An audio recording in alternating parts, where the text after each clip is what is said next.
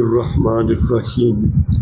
حضرت ابو رافع رضی اللہ تعالی عنہ فرماتے ہیں کہ رسول اللہ صلی اللہ علیہ وسلم کو میں نے بنی ہوئی کلیجی دی اور حضور نبی کریم علیہ السلام نے اس کو تناول فرمایا، کھایا اور وضو نہیں کیا، یعنی گوشت کھا کر آپ نے وضو نہیں کیا۔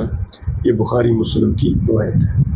حضرت ام سلمہ رضی اللہ تعالی عنہ کے پاس حضور نبی کریم علیہ السلام گئے تو ان کے گھر میں کلیجی تھی اور دل تھا۔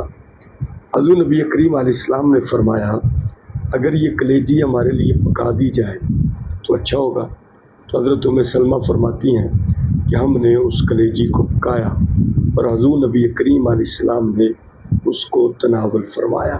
یہ طحاوی کی روایت ہے۔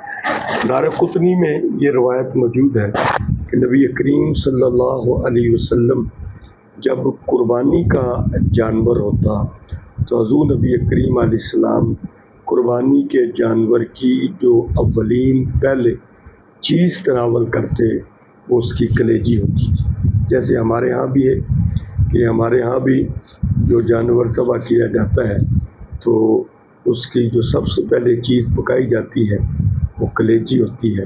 تو یہ وہی حضور صلی اللہ علیہ وسلم کی سنت اور طریقہ چلا آ رہا ہے۔